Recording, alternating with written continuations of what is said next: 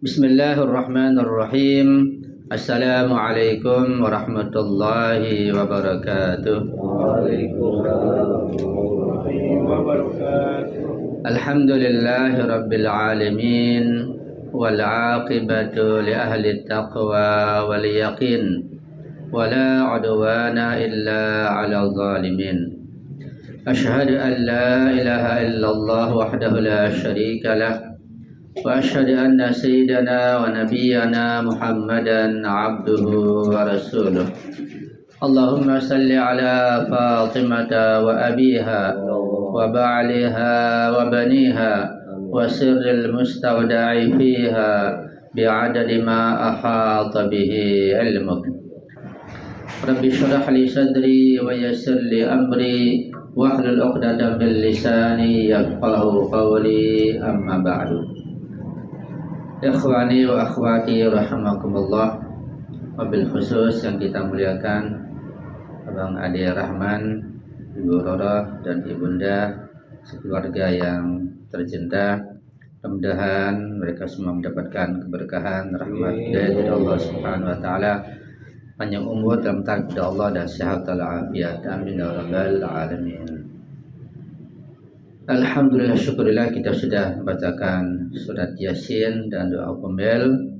Sekarang tibalah kita mengkaji sebagian daripada ilmu Ahlul Bait yang akan menambah pengetahuan, keimanan dan takwa kita kepada Allah Subhanahu wa taala. Amin ya rabbal alamin. Sedikit mengambil keberkahan dari doa Qomel tentang masalah al-bala. Tadi kita membaca dalam sebagian doa Qomel, wa anta ta'lamu dha'fi. Ya Allah, Engkau Maha mengetahui dha'fi, kelemahanku. Kita makhluk yang lemah. Bahkan dibanding hewan pun kita lebih lemah dari sisi fisik. An qalilin min bala'id dunya, dalam menanggung sedikit saja bencana dunia, wa uqubatiha, dan siksa dunia, wa ma yajri fiha minal makarihi ala aliha, serta keburukan yang menimpa penghuninya. Ala anna dzalika bala'un wa makruhun qalilun maktub. Padahal semua bencana dan keburukan itu adalah singkat masanya, jadi tidak lama. Itu bencana dunia, bala dunia singkat, sebentar. Yasirun baqa'uh qasirun muddatuh, sebentar berlalunya, pendek usianya. Itu ciri-ciri dan sifat-sifat bala dan bencana dunia, singkat, sebentar, dan sedikit. Fa kaifa ihtimali li bala'il akhirah, karenanya mana mungkin aku ini sanggup menanggung bencana akhirat. Kalau bencana dunia yang sebentar, yang singkat, yang sedikit itu kita tidak kuat menanggungnya karena lemahnya fisik kita, bagaimana dengan bala akhirat? Wa jalilu wuqu'il makarihi fiha, dan keburukan hari akhirat yang sangat dahsyat. Sifat dan ciri bala akhirat, wa huwa bala'un tatulu muddatuh wa yadumu maqamuh, bencana yang panjang masanya dan kekal menetapnya, yang abadi selama-lamanya bagi ahli an-nifaq, ahli syirik dan kaum kufar. Wala yukhaffafu an ahlihi li'annahu la yakunu illa an ghadabik, serta tidak diringankan bagi orang yang menanggung siksa akhirat, sebab semua itu tidak terjadi kecuali karena kemurkaanmu ya Allah. Wa intiqamika ma sakhatik, dan lantaran balasan dan amarahmu. Wa hadza ma la taqumu lahu samawati wal ard, inilah yang bumi dan langit pun tidak sanggup memikulnya. Jadi bumi dan langit tidak sanggup memikul bala akhirat, sisa akhirat. Kita yang lemah berani-beranian menanggung siksa akhirat dengan tidak mentaati Allah Subhanahu wa taala. Dari beberapa potongan doa ini dapat kita pahami bahwa bala itu ada dua macam dan siksa ada dua macam. Ada al-bala'ud dunia, ada al-bala'ul akhirah. Ada bala siksa bencana duniawi, ada bala bencana siksa ukhrawi. Tentu tidak bisa dibandingkan. Seperti yang pernah saya jelaskan bahwa sesuatu itu ketika sangat sedikit dibandingkan dengan yang sangat banyak jumlahnya, betapapun banyaknya masih bisa dibandingkan. Tetapi kalau sifatnya ukhrawi, sifatnya kekekalan, nggak bisa dibandingkan. Seperti misalnya uang 1 juta dibandingkan uang katakanlah 1000 triliun, betapa banyaknya. Tapi betapapun banyaknya 1000 triliun dibandingkan uang 1 juta, tetap ada batasnya, bisa dibandingkan. Tetapi kalau uang 1 juta dibandingkan dengan uang yang tidak terbatas, bagaimana membandingkannya? Kita nggak sanggup, nggak bisa, ya nggak terbatas. Nah, tentang rahmat Allah yang sangat terbatas di dunia ini dibandingkan dengan rahmat akhirat tidak terbatas, bagaimana membandingkannya? Begitupun siksanya. Siksa dunia yang sebentar, yang sekejap, ringan sedikit dibandingkan dengan siksa akhirat yang kekal abadi. Bagaimana membayangkannya? Sesuatu yang terbatas tidak mungkin dibandingkan dengan sesuatu yang tidak terbatas. Itulah bencana akhirat.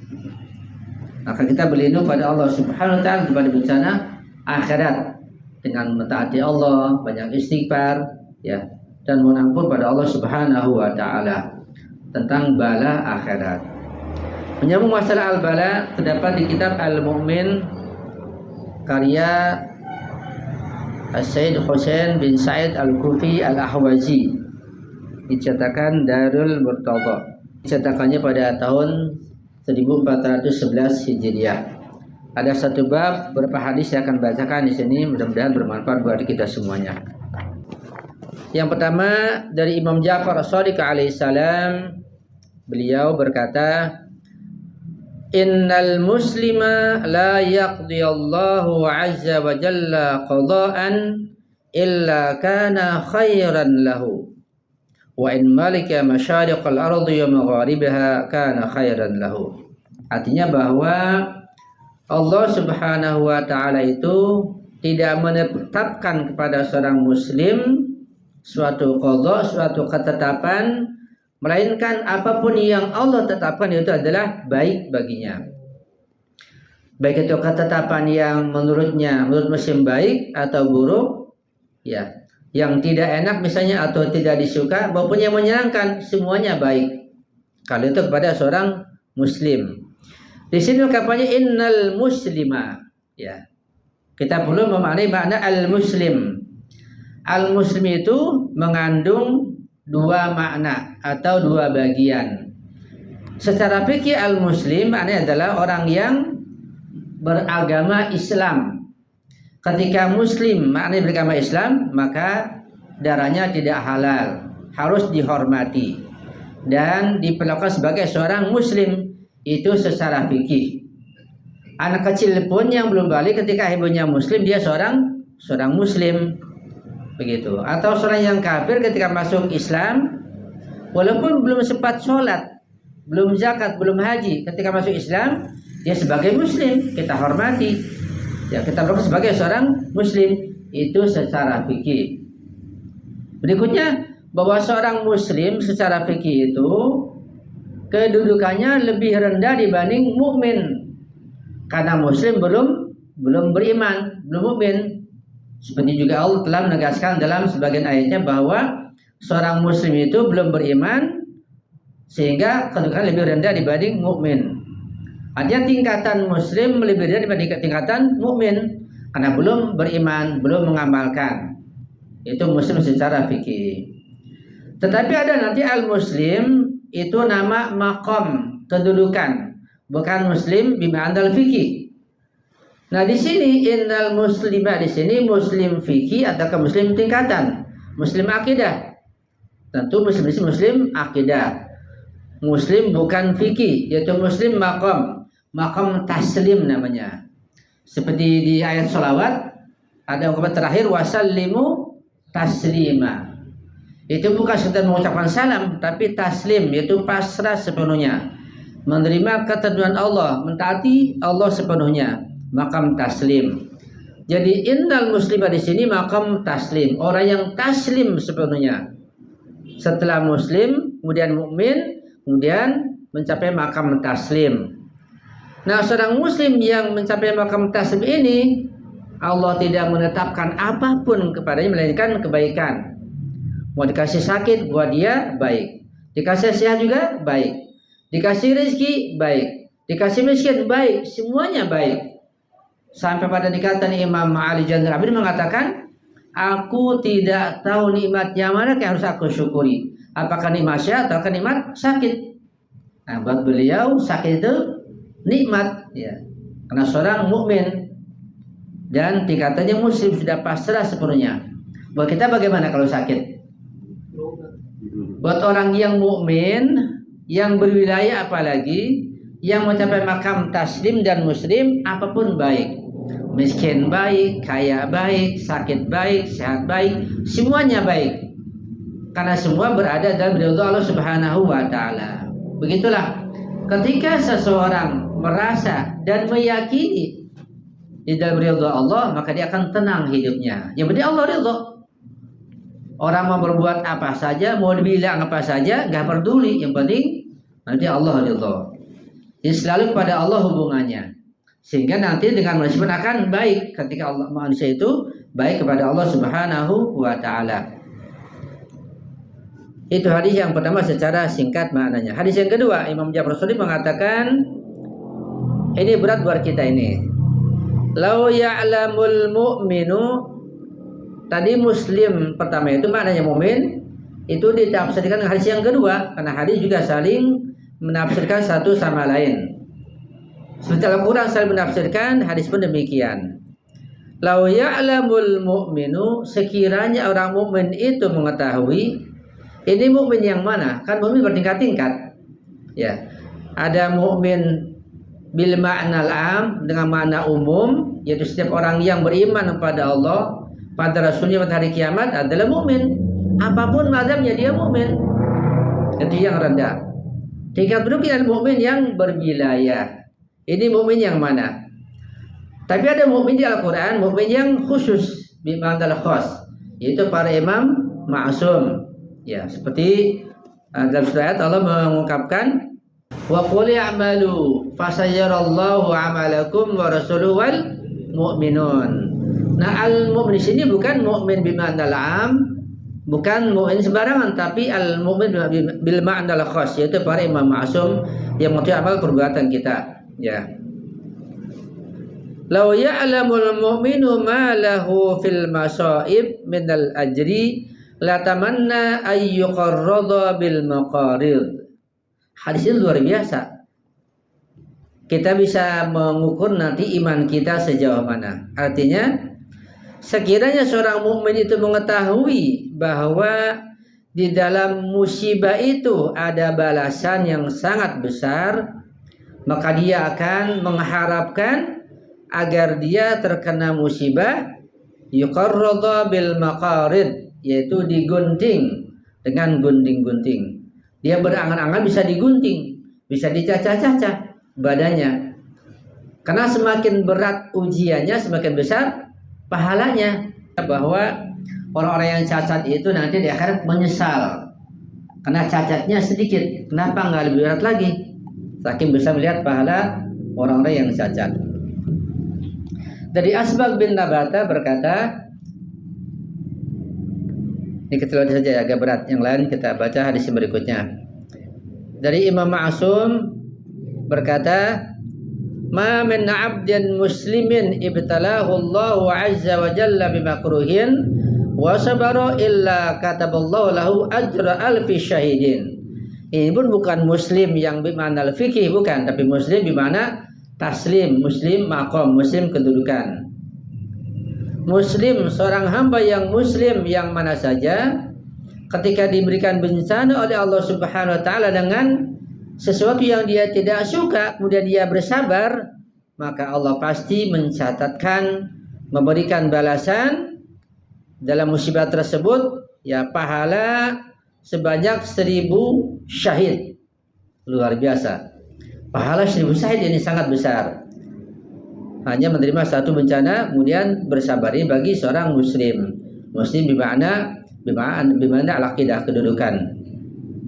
Hadis yang lain juga dari Ibnu Hasan alaihissalam berkata, "Ma ahadun min syi'atina yabtaliyahu Allahu azza wa jalla bibaliyatin fayasbiru 'alaiha illa kana lahu ajru alfi syahidin." Tidak ada seorang syiah pun dari syiah kami yang diberikan bala oleh Allah Subhanahu wa taala dengan suatu bencana kemudian dia bersabar atas bencana tersebut, melainkan dia akan mendapat pahala 1000 pahala orang yang mati syahid. Jadi kita kalau terkena bencana, terkena bala, penyakit juga jangan melihat penyakit itu saja kita merasa sedih. Ketika kita terkena kemiskinan, kekurangan, kehilangan, bencana apa saja, kita jangan fokus pada bencana tersebut. Kita melihat di belakang bencana ada pahala yang besar. Seperti kita melihat tragedi di Palestina misalnya. Kita melihat secara lahiriah bencana yang terjadi. Ya, terjadinya pembunuhan, pembantaian, dan seterusnya, anak-anak mati, kemudian ditinggal oleh ibunya, ayahnya, rumah hancur, gedung hancur. Kita melihat situ saja kita sedih. Kita melihat di belakang itu mereka sudah ke surga duluan. Ya, kita masih sedih melihat bencana tersebut, mereka sudah bergembira di alam barzakh, kita ketinggalan.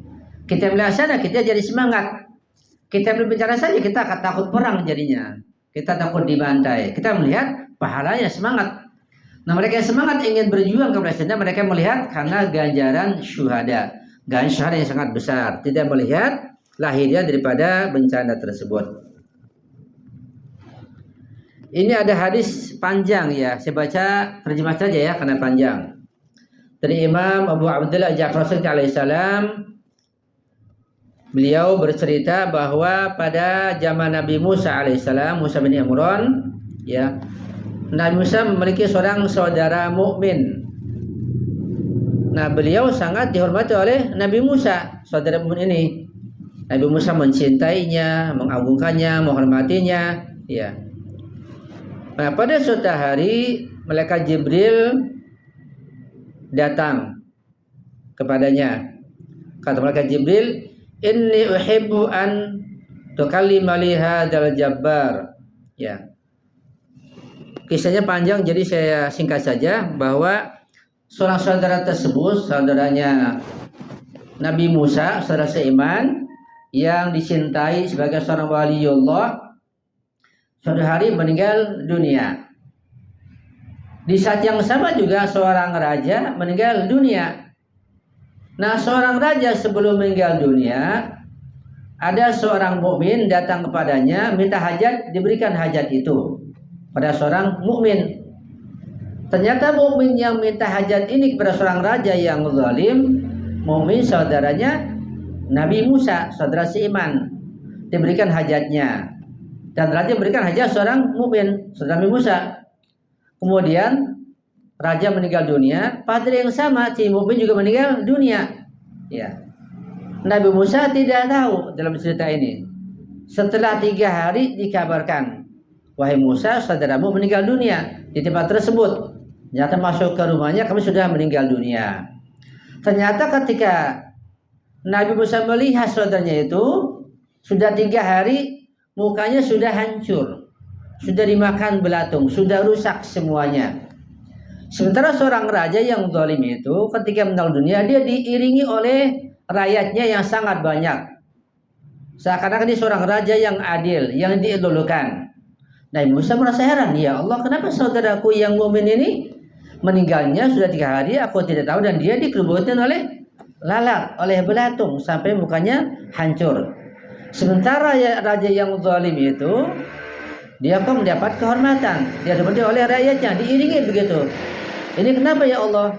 Nah, kemudian Allah memberikan jawaban pada Nabi Musa alaihissalam, "Wahai Musa, sesungguhnya raja yang zalim itu tidak ada kebaikan dari dirinya, melainkan hanya itu saja. Dia berikan bantuan pada seorang mukmin, itu saja bantuannya sekali, itu yang baik. Sehingga balasan kebaikan tidak mungkin aku sia-siakan. Nah, balasannya adalah dia diiringi oleh rakyatnya seakan dia orang baik, sehingga dia meninggal dunia, sehingga dibawa dosa semuanya. Kebaikannya semuanya sudah dibalas di dunia. Jadi kembali ke akhirat, meninggal semua membawa keburukan, membawa kezaliman, membawa dosa begitu. Nah, orang mukmin ini, saudara, kenapa ya Allah?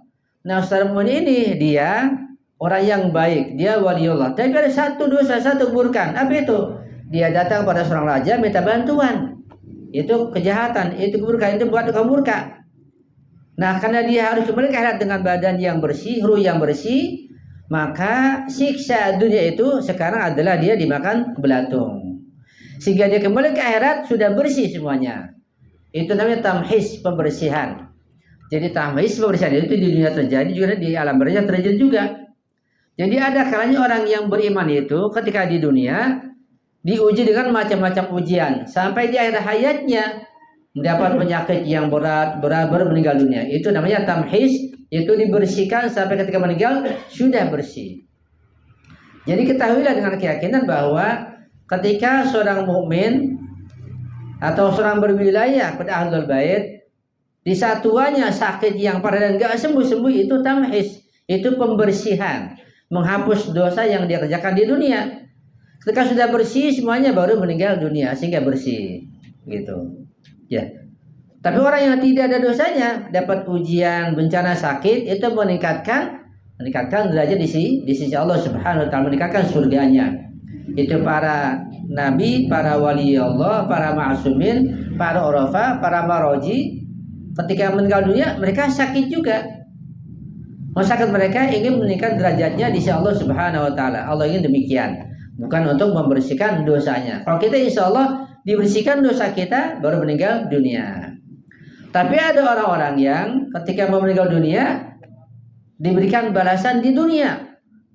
Saat mendekati ajalnya diberikan kekayaan, diberikan kesehatan, diberikan rezeki luar biasa. Ya. Meninggal dunia. Agar balasan kebaikan di dunia Allah berikan, kembali ke akhirat murni keburukan, murni kezaliman, seperti itu. Ya, mudah-mudahan yang singkatnya pada kita paham dengan baik dan kita termasuk orang yang bersabar ketika menerima bencana petaka yang dunia ini, insyaallah min rabbal alamin. Mungkin ada waktu sekitar 10 menit, beberapa jam kita adakan untuk diskusi ya. Yang punya komentar, punya tambahan, punya nasihat dipersilakan. Punya pertanyaan disilakan. Yang ingin menjawab juga dipersilakan. Ya. Ustaz Bara menambahkan, betul. Dan juga relevan dengan situasi saat ini bahwa saudara-saudara kita begitu tertindas yang ada di Palestina, sehingga mengingatkan kepada kita bahwa misi utama para nabi itu memang sebenarnya melakukan pembebasan terhadap mustad'afin atau orang-orang yang tertindas. Kita bisa melihat dalam sejarah ketika Nabi Ibrahim misalnya, beliau Allah utus di tengah-tengah raja yang zalim yaitu Namrud. Demikian juga Nabi Musa alaihissalam, Allah utus di tengah-tengah kekuasaan, di tengah-tengah tiran yaitu Fir'aun. Sehingga dalam surat Al-Qasas ayat 5 Allah berfirman, wa nuridu an namunna 'alal ladzina istud'ifu fil ardi wa naj'alahum al-a'immah wa naj'alahum al-warithin. Dan kami hendak memberi karunia kepada orang-orang yang tertindas di muka bumi, maksudnya Mesir pada saat itu, dan hendak menjadikan mereka pemimpin, menjadikan mereka orang-orang yang mewarisi bumi, yaitu bangkitnya Nabi Musa alaihi salatu wassalam yang berasal dari rakyat Mesir dan kemudian melakukan perlawanan terhadap tiran yaitu Fir'aun. Demikian juga Rasulullah Shallallahu Alaihi Wasallam, beliau diutus oleh Allah Subhanahu Wa Taala di tengah-tengah masyarakat yang dikuasai oleh oligarki Quraisy yang syarat dengan penindasan terhadap masyarakat Makkah saat itu. Nah, sehingga para nabi itu begitu menjadi role model bagi kita bagaimana kita harus berpihak melakukan pembebasan terhadap mustad'afin. Menurut pertama di dalam Al-Quran kata mustad'afin itu kurang lebih 13 kali Allah mengulang menyebutkan kata mustad'afin. Dan kalau dilihat akar katanya, derivasinya dari kata itu misalnya kata di'afan, kata du'afa atau dhaif kurang lebih terulang 52 kali ya. Seorang intelektual muda Muhammadiyah ada namanya Pak Muslim Abdurrahman, beliau mengatakan ada definisi mustad'afin yang umum di kalangan awam biasanya memahami mustad'afin itu orang-orang yang fakir, orang yang miskin saja gitu ya. Tapi beliau menambahkan dengan mengatakan the new mustad'afin. Jadi ada mustad'afin dalam kriteria baru, yaitu ketertindasan secara sosial, politik, dan struktural kapitalisme nasional maupun global. Kemudian Pak Ahmad Najib Burhani juga beliau menambahkan bahwa mustad'afin tidak hanya fakir dan miskin, tetapi penindasan terhadap minoritas. Nah, mungkin kita termasuk di dalamnya. Itu pun adalah bisa dikategorikan sebagai orang-orang mustad'afin atau yang tertindas. Sementara itu Ar-Raghib Al-Asfahani beliau membagi kategori mustad'afin berdasarkan surah An-Nisa ayat 9, wal yakhshal ladzina law taraku min khalfihim dzurriyyatan di'afan khaufu 'alaihim falyattaqullah wal yaqulu qaulan sadida. Dan takutlah ya kepada orang-orang seandainya mereka meninggalkan keturunan mereka itu keturunan yang lemah gitu ya. Maka bertakwalah kepada Allah dan berkatalah dengan perkataan yang benar. Nah, terkait dengan ayat ini beliau menjelaskan dan membagi ketiga kategori tentang du'afa atau mustad'afin. Pertama, menurut beliau dhaif fil jism, lemah dari sisi fisik. Yang kedua, dhaif fil aqli, lemah dari sisi intelektualitas. Dan yang ketiga, dhaif fil hal, yaitu lemah dalam sisi sosial ekonomi.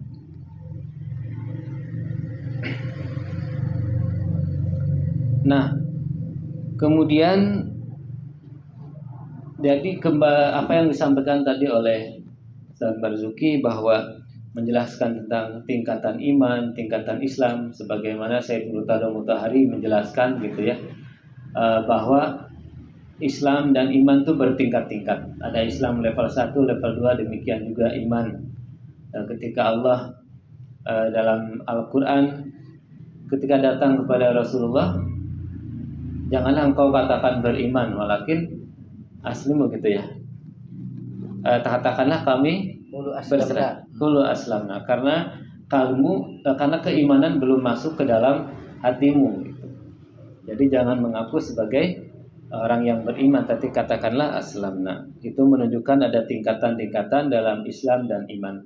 Nah, terkait dengan komitmen dan pembebasan terhadap mustad'afin tadi, itu adalah praksis atau pengejawantahan dari iman itu sendiri. Ada seorang pejuang gereja di Amerika Latin namanya Gustavo Gutierrez ya. Beliau mengatakan iman itu mesti sampai pada praktik kehidupan sehari-hari yang beliau menyebutkan dengan istilah liberating praxis atau preferential option for the poor ya, berjuang bersama orang-orang yang miskin. Karena Rasulullah itu seperti itu. Dari awal misi beliau itu selalu dekat bersama orang-orang yang miskin. Bagaimana kedekatan beliau terhadap orang-orang miskin banyak sekali diceritakan dalam berbagai riwayat. Bahkan beliau itu bukan hanya mendampingi orang-orang miskin, tapi memang memilih jalan hidup pun dengan jalan hidup yang sederhana. Bagaimana beliau menjahit pakaiannya yang robek dengan tangannya sendiri, membetulkan sendalnya sendiri dan sebagainya. Itu menunjukkan kedekatan beliau dengan orang-orang yang tertindas. Dan beliau mengatakan, jika ada orang yang bertanya dan mencariku, katakan bahwa aku itu bersama orang-orang yang miskin atau orang-orang yang tertindas. Maka relevansinya dengan situasi kita saat ini, saudara-saudara kita di Palestina betul-betul sedang mengalami penindasan, maka sudah menjadi kewajiban moral bagi kita sebagai wujud dari keimanan kita harus memiliki kepedulian dengan berbagai kemampuan yang kita miliki tentunya.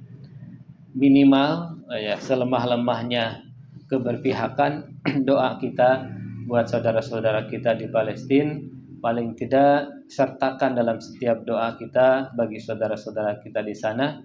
Ada kelebihan rezeki bisa disalurkan oleh lembaga-lembaga yang terpercaya agar sampai kepada saudara-saudara kita di sana. Paling tidak dua itu. Ada juga yang menyerukan boykot. Kita mungkin memboikot semua produk tidak memungkinkan, tapi paling tidak yang memungkinkan kita kurangi sebagai bentuk empati kita terhadap saudara-saudara kita di Palestina. Itu selemah-lemah iman atau keberpihakan kita. Itu saja, terima kasih. Mohon maaf kalau tidak nyambung dan terlalu panjang tambahan dari saya. Wa'alaikum minkum. Assalamualaikum warahmatullahi wabarakatuh. Musibah itu kan kita katanya dapat nilai pahala. Ya. Mana ketika kita musibah, kita dalam perjalanan maksiat itu kan. Iya. Kita dalam perjalanan maksiat itu so. Seandainya. Iya. Selawat. Allahumma shalli ala Muhammad wa ali Muhammad. Tentu berbeda, karena seorang mukmin ketika terkena musibah pada kondisi imannya ada, kondisi beriman, kondisi mukmin, kondisi tidak bermaksiat, kondisi dalam keadaan taat. Artinya ketika seorang mukmin dalam keadaan ketaatan, musibah apapun yang diterima, karena di situ ridha Allah, ada pahalanya, besar ganjarannya. Ketika maksiat, nah tergantung maksiatnya. Kalau maksiatnya besar, bisa mengeluarkan dari keimanannya. Kan ada hadis itu, la yasriku sarik hina yasik wa huwa mu'min. Orang mukmin tidak mencuri, ketika mencuri dia imannya keluar, begitu. La yaznil zani hina yazni wa huwa mu'min. Orang yang berzina itu ketika dia sedang berzina, ya keluar imannya ketika itu. Ini pun ada pembahasan yang panjang secara fikih ya. Kita nggak bahas secara detail di sini. Singkatnya bahwa ketika maksiat, ya bisa jadi imannya keluar, bukan mukmin lagi, atau imannya menipis, nggak ada ganjaran. Atau di prinsip begini, ketika musibah itu, ya kan musibah ada yang sebabnya karena faktor luar, faktor eksternal, ada faktor internal. Kalau musibah yang datang pada kita karena faktor luar juga dilihat. Kalau kejahatan dari orang atau bencana alam atau yang lainnya, kita mukmin dapat pahala. Tapi kalau sebabnya dari diri kita, kesalahan kita, ketidaktaatan kita, bukan saja nggak ada pahalanya, bahkan malah jadi berdosa, bisa mati konyol ketika terkena musibah.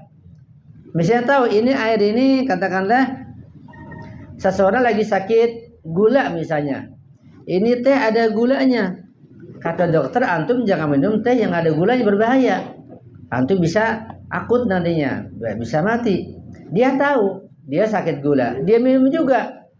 Ini namanya kan konjol. Sehingga dia sakit atau mati, bisa mati konjol. Itu berbahaya, itu nggak ada pahalanya. Kan dia menjerumuskan diri pada kerusakan, begitu.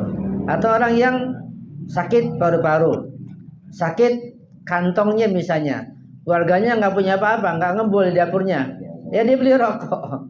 Nah, sudah tahu nggak punya apa-apa, kantong kosong atau ada penyakit paru-paru, dokter bilang jangan merokok, dia merokok juga. Terkena musibah penyakit, ini nggak ada pahalanya, malah ada dosanya. Ketika meninggal berat tanggung jawabnya. Nah kalau ada orang nggak merokok misalnya, dia mukmin, tetangganya merokok, Dia merokok nggak tahu diri. Ya, yang mukmin ini terkena asapnya, terkena penyakit. Ini kan musibah karena faktor luar, faktor eksternal. Ini ada pahalanya, ada ganjarannya. Jadi lihat macam-macam musibah itu, ya. Jelas ya insya Allah. Kalau lagi pergi maksiat ya nanti dilihat keimanannya, bisa jadi mati konyol. Na'udzubillahi min dzalik. Ya, Hegel silakan. Kalau misalnya nih, Nak, kalau kan aku bilang tadi bala yang dibutuhkan Allah itu kan sebuah nikmat. Ya kan? Sebuah nikmat dan atau salah gempa. Kita kan kalau seorang manusia yang miskin pasti butuh berlindung. Terus itu kalau kita berlindung, apakah kita masih bisa mendapatkan nikmatnya atau gimana, Ustaz? Iya. Kan kayak Menghindar dari musibah nanti. Iya. menghindar dari musibah gitu. Iya. Itu gimana, Ustaz? Menghindar dari musibah, ketika kita bisa menghindar, kita dianjurkan. Ya. Iya kan? Dan itu tidak menafikan adanya kenikmatan atau pahala dan ganjar dari Allah Subhanahu wa taala. Ketika kita bisa menghindar ketika terkena, ketika seorang mukmin dapat pahala.